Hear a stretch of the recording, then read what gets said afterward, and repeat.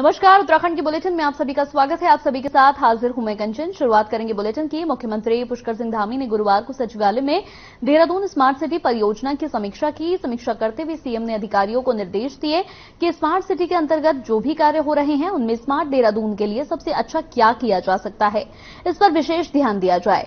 सभी कार्य गुणवत्तापूर्वक तय सीमा के अंतर्गत किए जाने चाहिए।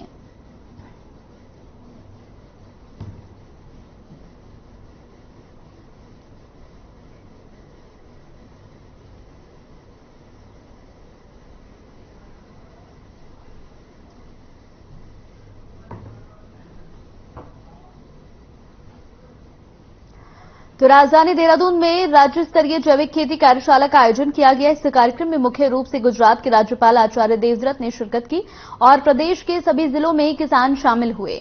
इस कार्यशाला का मकसद प्राकृतिक खेती को बड़े स्तर पर बढ़ाने का है। आचार्य देवव्रत ने उत्तराखंड के किसानों से प्राकृतिक खेती को ज्यादा से ज्यादा करने का आह्वान किया और उन्होंने गुजरात से कुछ एक्सपर्ट उत्तराखंड भेजने का आश्वासन भी दिया। वहीं इस पर सीएम धामी ने प्राकृतिक खेती के लिए 10 करोड़ रुपए देने की घोषणा की। साथ ही उत्तराखंड में प्राकृतिक खेती आयोग के गठन की भी बात कही।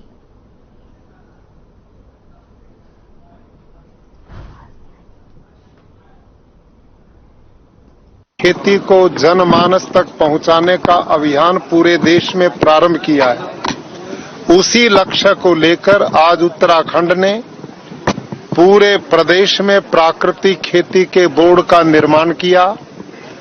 जो नमामि गंगे योजना है उसको फलीभूत करने के लिए आगे बढ़े और निश्चित रूप से जैसे हिमाचल प्रदेश में 2 लाख किसान प्राकृतिक खेती कर रहे हैं, लगातार काम कर रहे हैं और आज यहाँ पर भी उन्होंने कार्यशाला में अपना उद्बोधन हमारे किसानों को दिया है और हमने तय किया है कि उत्तराखंड के अंदर हम प्राकृतिक कृषि को बढ़ाने के लिए हर संभव काम करेंगे।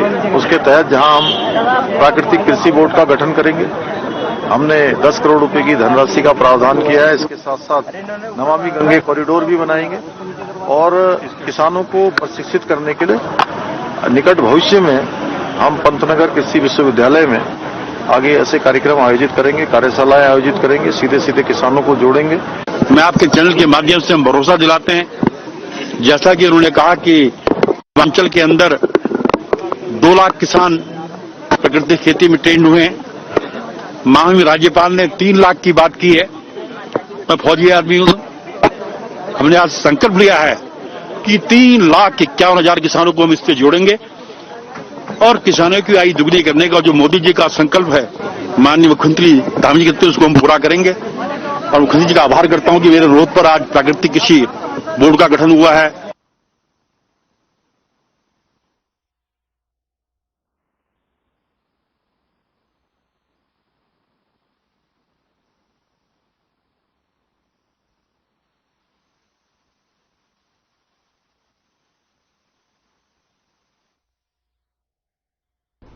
तो वहीं यमुनोत्री विधायक संजय डोभाल ने सीएम धामी को पत्र लिखा। इस दौरान उन्होंने विधानसभा का आगामी शीतकालीन सत्र देहरादून में आयोजित करवाने का अनुरोध किया। साथ ही उन्होंने कहा कि उत्तराखंड की आमजन भावनाओं को दृष्टिगत रखते हुए ग्रीष्मकालीन विधानसभा सत्र को यहां गैरसैंण या देहरादून में संपन्न कराया जाए। बता दें कि इससे पहले खानपुर विधायक उमेश कुमार, लक्सर विधायक शहजाद ने भी पत्रों के माध्यम से विधानसभा का आगामी शीतकालीन सत्र देहरादून में आयोजित करवाने का अनुरोध किया है। वहीं विधायकों के पत्रों को लेकर कांग्रेस और बीजेपी ने अलग अलग तर्क दिया। हालांकि कांग्रेस ने इसे सरकार की चाल और गैरसैंण की उपेक्षा बताया, जिसके बाद कांग्रेस की प्रदेश प्रवक्ता गरिमा दसौनी ने पत्र लिखने वाले विधायकों की आलोचना की। साथ ही उन्होंने सरकार को कटघरे में खड़ा करते हुए कहा कि विधायकों को सरकार ने ही पत्र लिखने को कहा। देखिए, गैरसैंण ग्रीष्मकालीन राजधानी घोषित हुई है और ग्रीष्मकाल में इस बार सत्र नहीं हो पाया। ये ठीक है कि सरकार किस रूप में इस विषय को लेती है कि हर विधायक को अपना सुझाव देने का अधिकार है। अंततः कैबिनेट का निर्णय ही सर्वमान्य होगा। कैबिनेट जो निर्णय लेगी और उसी वहीं पर सत्र होगा। मुझे ऐसा लगता है कि धामी सरकार ने विपक्ष को या उत्तराखंड की जनता को बेवकूफ समझ लिया है। जनता यहाँ की साक्षर है और हमें अपना दिमाग चलाना आता है। जितने लोग भी पत्र लिख रहे हैं, कोई भी सत्तारूढ़ दल का नहीं है, क्योंकि जानबूझकर निर्दलीय विधायकों से पत्र लिखवाया जा रहा है। पहले जो है 2 मैदानी विधायकों ने पत्र लिखा, और जब ये लांछन लगने लगा कि मैदानी विधायक ठीक क्यों लिख रहे हैं, पहाड़ के विधायक क्यों नहीं लिख रहे हैं पत्र, तो अब निर्दलीय विधायक संजय डोभाल से पत्र लिखवा। अल्मोड़ा में प्रदेश कांग्रेस के दिग्गज नेताओं ने बैठक की, जहां कांग्रेस के ब्लॉक और जिला स्तरीय पदाधिकारियों के साथ प्रदेश अध्यक्ष करण मेहरा, प्रदेश प्रभारी देवेंद्र यादव में यहां पर मौजूद रहे। बैठक में बताया गया कि राहुल गांधी की भारत जोड़ो यात्रा की तर्ज पर उत्तराखंड में भी माणा से पदयात्रा निकाली जाएगी। कांग्रेस के अध्यक्ष करण मेहरा ने कहा कि कांग्रेस पार्टी ब्लॉक स्तर पर संगठन को मजबूत करने के साथ अपनी यात्रा को यहां ब्लॉक स्तर पर जोड़ेंगे। वहीं प्रदेश प्रभारी देवेंद्र यादव ने बताया कि राहुल गांधी की यात्रा का संदेश उत्तराखंड के न्याय पंचायत तक पहुंचाया जाएगा, जिसके लिए अल्मोड़ा में कांग्रेस कार्यकर्ताओं की बैठक पर रायशुमारी भी की जाएगी।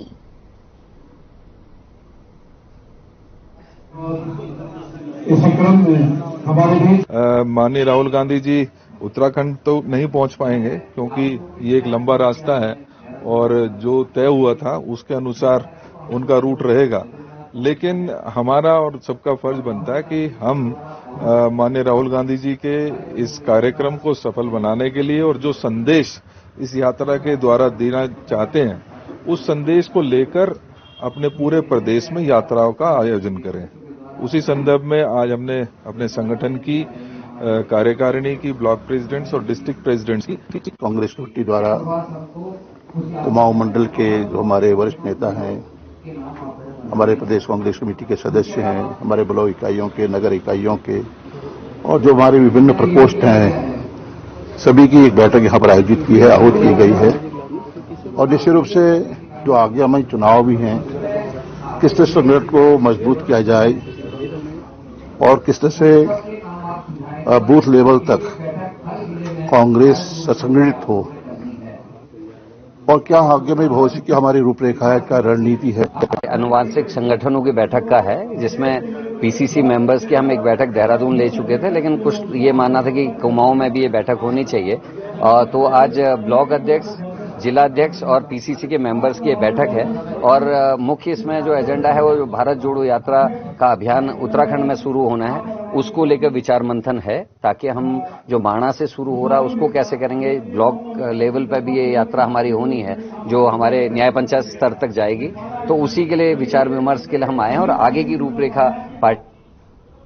तो पौड़ी जिले के चौबट्टाखाल विधानसभा के विधायक और प्रदेश के पर्यटन मंत्री सतपाल महाराज ने उत्तराखंड के सांस्कृतिक लोक पर्व इगास, बग्वाल और बूढ़ी दिवाली पर शुभकामनाएं दी। उन्होंने प्रदेशवासियों को अपनी संस्कृति से जुड़ने के साथ साथ उत्साह और उमंग के साथ त्योहार मनाने का अनुरोध भी किया। कैबिनेट मंत्री सतपाल महाराज ने कहा कि गढ़वाल में दीपावली के 11 दिन बाद बग्वाल इगास मनाने की प्राचीन परंपरा है।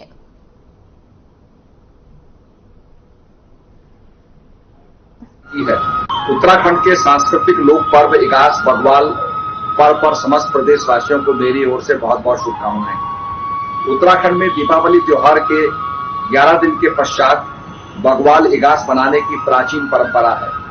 प्रदेश सरकार ने इस लोक पर्व की महत्वता एवं पौराणिकता को देखते हुए इस बार बग्वाल इगास 4 नवंबर को सार्वजनिक अवकाश की भी घोषणा की है। उत्तराखंड। तो खबर हल्द्वानी से है, जहां क्षेत्र में दिनों दिन बदमाशों का खौफ बढ़ता जा रहा है। बदमाशों ने कुमाऊं ज्वेलर्स के मालिक के बेटे पर बुधवार रात फायरिंग कर दी। हमले में व्यापारी बाल बाल बच गया। उस वक्त तो बदमाश भाग गए, बाद में फिर यहां टोह लेने आए तो पुलिस ने पीछा किया, मगर बदमाश पकड़ में नहीं आए। घटना के बाद पुलिस प्रशासन में हड़कंप मचा हुआ है। फिलहाल पुलिस इस पूरे मामले की छानबीन में जुट गई है।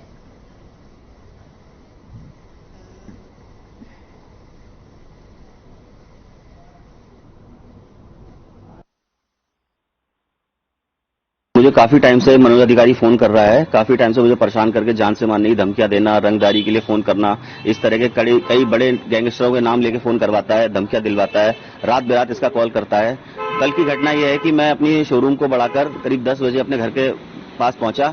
मैं अपनी गाड़ी पार्क कर रहा था कि पीछे से देखता हूं 2 मोटरसाइकिल सवार व्यक्ति आए और एक ने बोला मार साले को फायर, तो उतने में उसने गोली मारी और जो गोली मिस होने के कारण मेरी कार पे लग गई है और भगवान की दया से मैं उसमें बच गया हूं। ये आपका जो है अलग, इसमें कोई गैंग और वाला रिलेटेड नहीं है। ये इसमें एक मनोज अधिकारी है जिसके खिलाफ पहले भी आपका कुमाऊं ज्वेलर्स के द्वारा 2 मुकदमे लिखवाए गए थे। ये जेल गया था उसमें, उसके बाद ये जेल से छूट के आया है और उसके बाद इसके द्वारा ही कल ये घटना की गई, क्योंकि इनके द्वारा उसको आइडेंटिफाई किया गया है और 307 का मुकदमा उस पर पंजीकृत किया गया है। ये इन पे लगातार प्रेशर बना रहा था अपने मुकदमे वापस लेने का और एक्सट्रेशन की कॉल कर रहा था। इसके लिए पूर्व में दिवाली के पास एक मुकदमा और कायम किया गया था और कल जो 2 आदमी जिनके द्वारा ये फायर किया गया उनमें से पीछे वाले को इनके द्वारा आइडेंटिफाई किया गया है। तो देहरादून में सीआईएमएस और यूआईएचएमटी ग्रुप ऑफ कॉलेज के चेयरमैन ललित जोशी ने प्रेस कॉन्फ्रेंस की। इस दौरान उन्होंने कहा कि उत्तराखंड में छात्र विपरीत परिस्थितियों की वजह से उच्च शिक्षा हासिल करने में असमर्थ होते हैं, जिसको लेकर 300 छात्रों को हमारा कॉलेज निःशुल्क शिक्षा प्रदान करेगा। और इसके साथ ही उन्होंने कहा कि 12 साल से हम लोग निरंतर इस तरह के छात्रों के लिए कार्य कर रहे हैं। इसके अलावा उन्होंने अन्य कॉलेजों से भी अपील की है कि वहीं उन्होंने कहा कि वो भी गरीब छात्रों को निःशुल्क शिक्षा उपलब्ध कराए। ये उन्होंने अपील की ताकि राज्य में पनप रही बेरोजगारी और अशिक्षा को यहां पर सही तरीके से आगे बढ़ाया जा सके।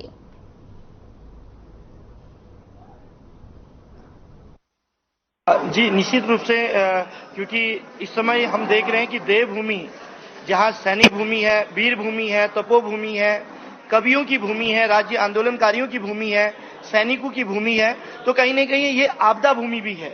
क्योंकि जिस तरह से लगातार देवभूमि में आपने देखा, चाहे केदारनाथ की आपदा हो, चाहे चमोली पिथौरागढ़ की आपदा हो, चाहे वो जौनपुर गढ़वाल की आपदा हो, तो निश्चित रूप से कहीं न कहीं आपदाओं से, और कोरोना भी एक आपदा थी, वो तो पूरे विश्व की आपदा थी।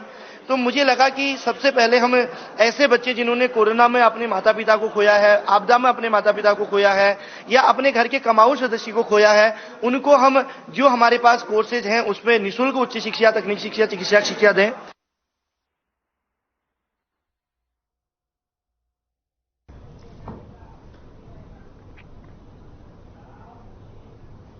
पौड़ी जिले के बहुचर्चित अंकिता हत्याकांड मामले में न्याय न मिलने से आहत होकर अंकिता के परिजनों ने अब न्याय के लिए हाईकोर्ट की शरण ली है, जिस मामले में दायर याचिका में हाईकोर्ट में सुनवाई हुई। इस दौरान हत्याकांड मामले की जांच के लिए सरकार की ओर से गठित एसआईटी पर मृतका के परिजनों ने आरोप लगाते हुए मामले में सीबीआई जांच की मांग की है।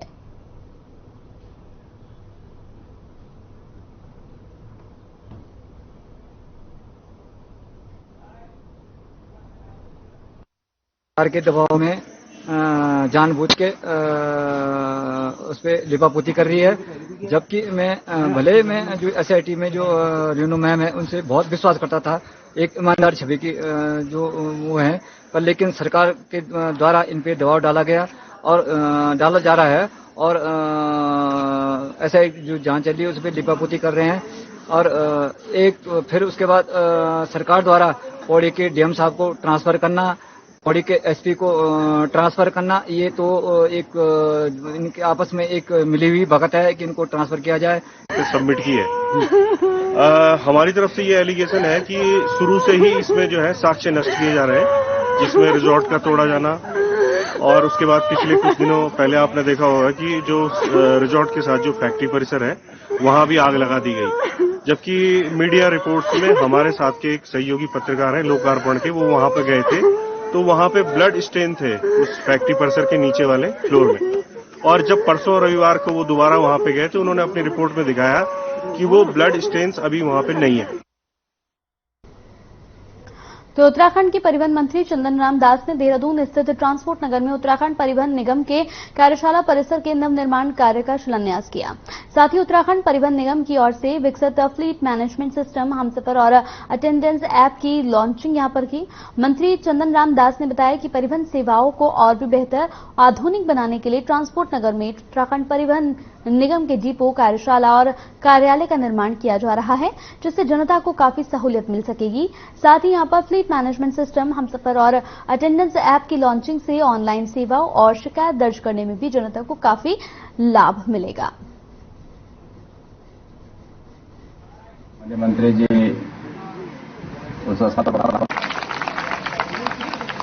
डिपो, कार्यशाला और कार्यालय के शिलान्यास के अवसर पर मेरे साथ यहाँ इस क्षेत्र के बहुत ही लोकप्रिय अन्य विधायक विनोद चमोली जी के नेतृत्व में, अपने विभाग के अधिकारियों के नेतृत्व में आज हमने शिलान्यास कार्यक्रम किया है। ये कार्यक्रम की जो लागत है वो 25 करोड़ 77 लाख रुपया है। इस डिपो कार्यशाला, मंडली कार्यशाला।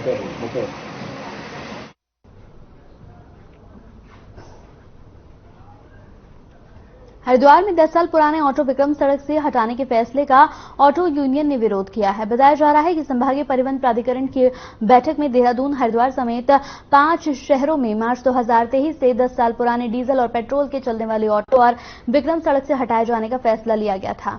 साथ ही प्राधिकरण ने इन वाहनों के स्थान पर यहां पर BS6 वाहन, इलेक्ट्रॉनिक व्हीकल और CNG व्हीकल चलाए जाने की अनुमति दी, जिसका अब प्राधिकरण के इस फैसले का हरिद्वार के ऑटो मालिक विरोध कर रहे हैं। साथ ही उन्होंने कहा कि इससे हजारों ऑटो चालकों और मालिकों को भारी नुकसान होगा। वहीं ऑटो यूनियन ने अपनी बात रखने के लिए मुख्यमंत्री को ज्ञापन सौंपा। हालांकि फैसला वापस न लिए जाने पर ऑटो यूनियन ने आंदोलन की चेतावनी भी दी है।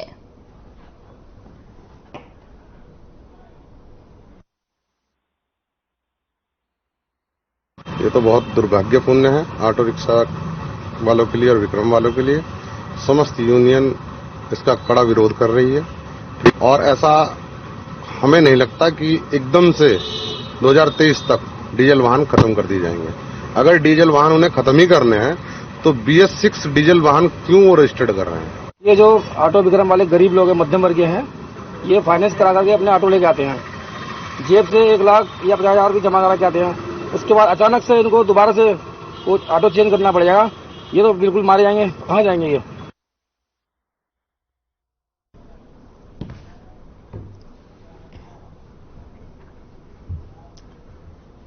स्वास्थ्य सेवाओं को बेहतर बनाने की कवायद तेज हो गई है, जहां इसकी शुरुआत राजधानी देहरादून स्थित दून मेडिकल कॉलेज अस्पताल से की जा रही है। बता दें कि अस्पताल में मरीजों को हर संभव बेहतर इलाज के साथ साथ उनका डेटा भी अब ऑनलाइन किया जा रहा है।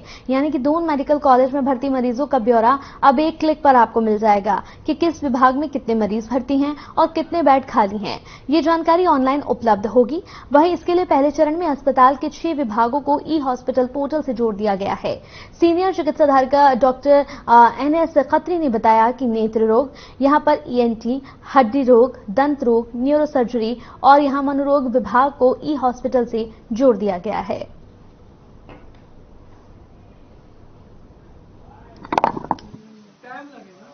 उसके लिए ऑनलाइन के प्रोसीजर तो वैसे तो मैक्सिमम लोगों को आजकल एंड्रॉइड फोन है, उसमें अगर एक मैसेज डालें या उनको बता दिया जाएगा तो उसी हिसाब से रजिस्ट्रेशन करा सकते हैं आराम से। बहुत बड़ी सुविधा हो जाएगी, क्योंकि OPD में जो रश होता है ना, पर्ची बनाने के लिए लोगों की बहुत लंबी रश होती है। कम से कम उसमें 50% लोगों को तो रिलैक्सेशन मिल जाएगा।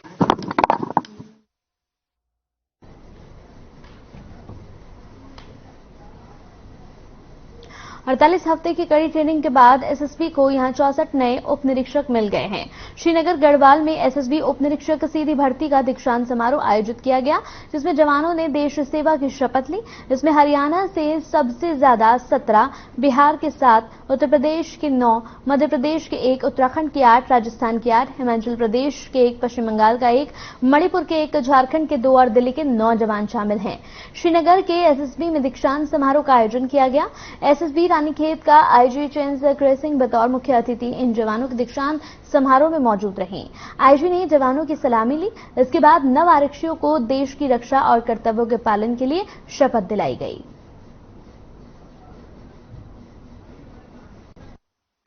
हमारा SSB की स्ट्रेंथ को जोड़ दी है, अच्छा है।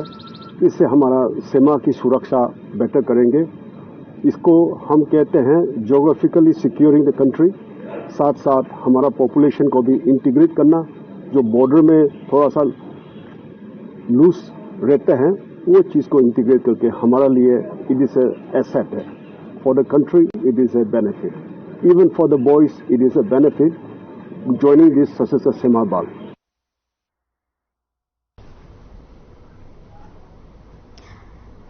तो वहीं उत्तराखंड नियामक आयोग ने नियमावली में संशोधन की जानकारी जनता से साझा करने के लिए एक प्रेस कॉन्फ्रेंस की। लंबे समय से बिजली कंज्यूमर को जो क्लेम मिल रहा था वो काफी कम था। अब इसमें बदलाव किया गया है, कई और भी बदलाव किए गए हैं। इसकी जानकारी आयोग के अध्यक्ष और सदस्य सचिव ने दी और बताया कि किस तरह से बदलाव किए गए हैं। इससे उपभोक्ताओं को कितना फायदा मिलेगा, इसकी भी जानकारी दी गई।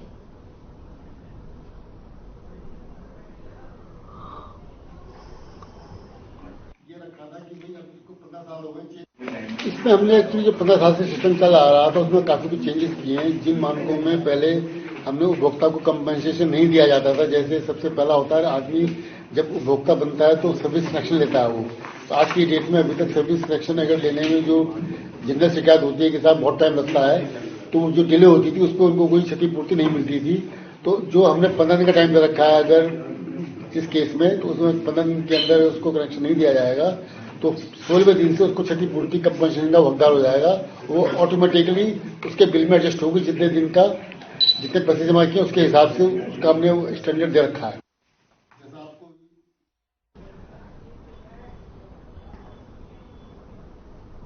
काशीपुर में 3 सराफा कारोबारियों को 3 अलग अलग फोन कॉल्स के जरिए धमकी मिली। बताया जा रहा है कि 1.5 करोड़ की रंगदारी की धमकी मिलने के बाद अब पुलिस सक्रिय हो गई है और पुलिस कप्तान ने काशीपुर पहुंचकर व्यापारियों को हर संभव सुरक्षा का भरोसा दिया है। साथ ही उन्होंने कहा है कि धमकी भरी कॉल करने वालों को ट्रैक कर सलाखों के पीछे भेजेंगे, जिसको लेकर एसटीएफ के साथ साथ निकटवर्ती राज्यों की पुलिस भी मदद कर रही है।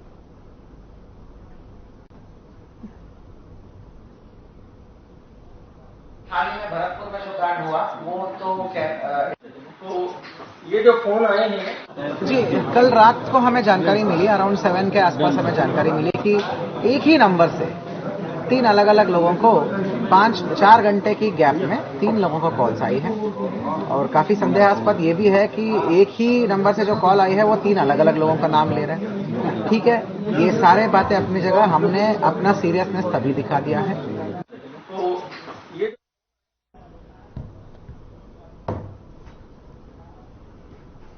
तो कोटद्वार के खूनीबढ़ इलाके में महिला के सुसाइड मामले की जांच पुलिस के लिए सिरदर्द बन चुकी है। एक तरफ जहां महिला के परिजनों ने थाने में हंगामा कर ससुराल पक्ष पर महिला की हत्या का आरोप लगाते हुए जल्द गिरफ्तारी की मांग की है, तो वहीं अब मृतक महिला के पति के सपोर्ट में आए मोहल्ले के लोगों ने भी थाने का घेराव कर विरोध जताया है।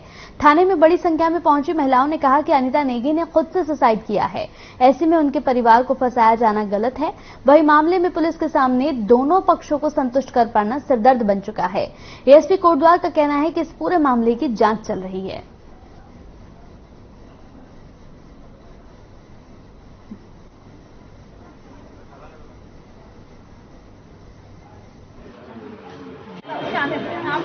मैं तो बहुत अच्छा था उनके, मतलब ऐसा कोई वो नहीं था, परेशानी तो थी नहीं उसके घर में, क्योंकि मेन गार्जियन वही थी अपने घर की, सब कुछ वही देखती थी, सब कुछ वही करती थी। ऐसा तो घर में सभी के होता है झगड़ा, है ना। वो सुबह 3 लेडीज आई, उसके बाद जो हुआ वो तो जिस तरह से उनके मायके वालों के द्वारा दहेज का जो मायके वाले अगर ऐसे है 12 साल से क्यों नहीं आए वो लोग, 12 साल से क्यों नहीं देखी उन्होंने अपनी लड़की। अगर उन भैया के साथ अगर वो इतनी परेशान थी तो एक बार तो आते कम से कम देखने। अगर उस लड़की ने सुसाइड किया है तो क्यों किया है, उसके कारणों की जांच होनी चाहिए। और अगर हम तो ये कह रहे हैं कि अगर उस लड़की के साथ कुछ अन्याय हुआ है, पुलिस को पूरी जांच करनी चाहिए, निष्पक्षता से जांच करनी चाहिए। अगर हमारा भाई दोषी है तो इस पे कार्रवाई होनी चाहिए, अगर वो दोषी नहीं है तो जो दोषी है उन पे कार्रवाई होनी चाहिए कि भाई उस लड़की ने सुसाइड क्यों किया। भाई अगर कई अन्य बातें इसमें निकल के आ रही हैं तो उन लोगों के ऊपर भी जांच बैठनी चाहिए। जो कंप्लेंट थी, जांच के बाद उसमें प्रॉपर सेक्शनों में एफआईआर दर्ज हुआ है। अब उसके बाद एविडेंस कलेक्ट होंगे, विटनेसों के गवाह बयान होंगे, उसके बाद चीजें आगे होंगी। क्योंकि अभी भी कुछ लोग मेरे पास आए थे, दूसरी पार्टी भी आ रही है। अब कोई कितने लोगों को लेके आ रहा है मैटर नहीं करता है, मैटर करता है उस पर्टिकुलर केस में फैक्ट क्या है। मैंने आईओ को बात करी है, जो फैक्ट होंगे उसके हिसाब से आगे कार्रवाई होगी।